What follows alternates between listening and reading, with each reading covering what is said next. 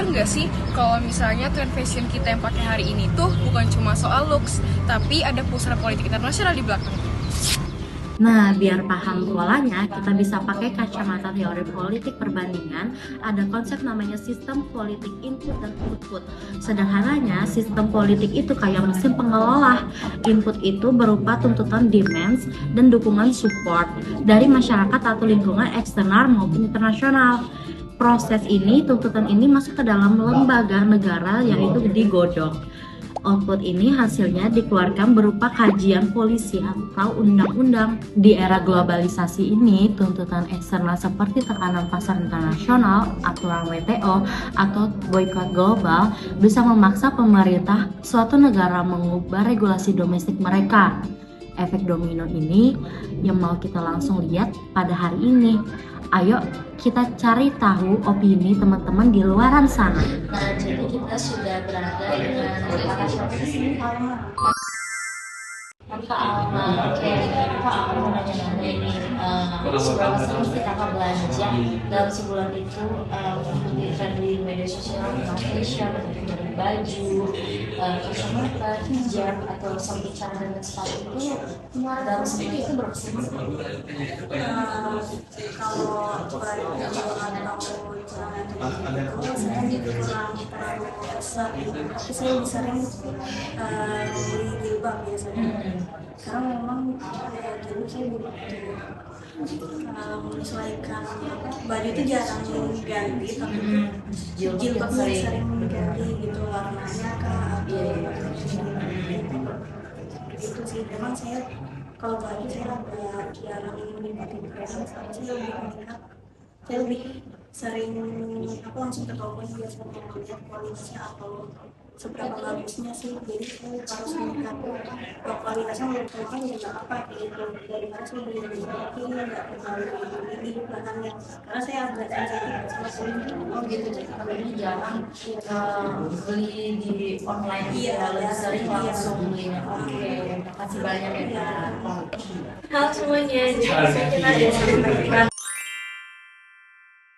Nah, Kak Irfan pernah dengar isu nggak kalau di beberapa negara produsen itu ada problem eksploitasi pekerja atau regulasi lingkungan yang longgar demi mengejar ekspor merah ke negara lain?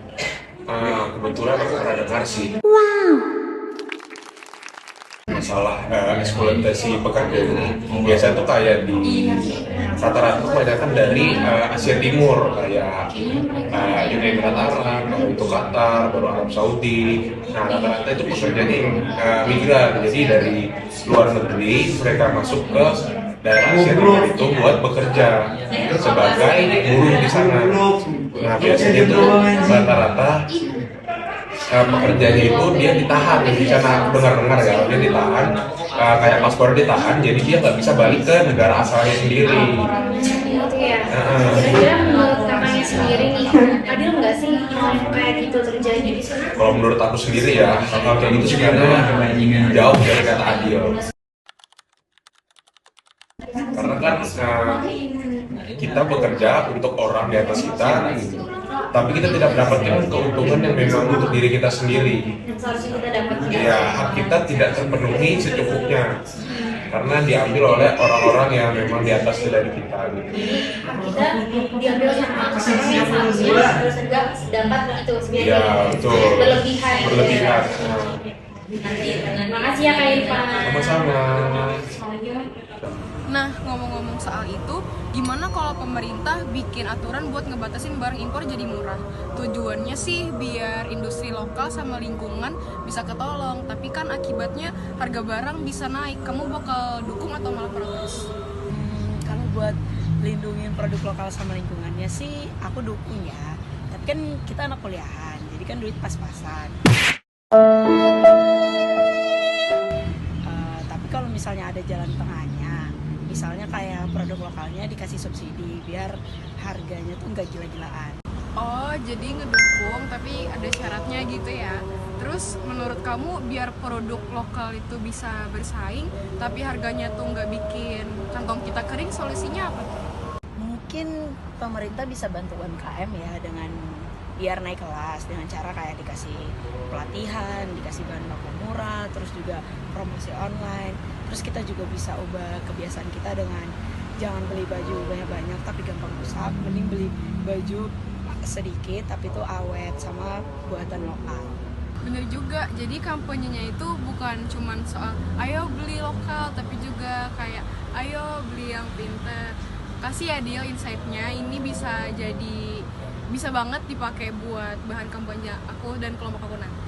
Oke, semoga kebijakannya nggak cuma mikirin tentang ekonomi doang ya, tapi juga mikirin tentang bumi kita. Benar banget ya dengar jawaban dari teman-teman tadi. Kalau kita analisis pakai skema Google Almond, suara dan kesadaran dari teman-teman Gen Z tadi adalah bentuk input, artikulasi, kepentingan. Ketika anak muda mulai sadar isu global dan memilih untuk mengurangi konsumsi fast fashion atau menuntut regulasi yang lebih adil, ini akan menjadi tekanan bagi sistem politik. Negara tidak bisa abai dengan dinamika internasional atau isu eksternal, sekaligus tuntunan domestik. Kita berharap lahir kebijakan yang lebih pro lingkungan dan pro pasar lokal. Jadi guys, kita mempunyai pilihan yang ada di tangan kita, yaitu untuk menjadi gen muda yang lebih kritis dan tahu bahwa apa yang kita beli itu punya dampak politik dan sosial global di belakangnya. Yuk, mulai kurangi polusi baik Dan lebih dukung produk lokal yang berkelanjutan.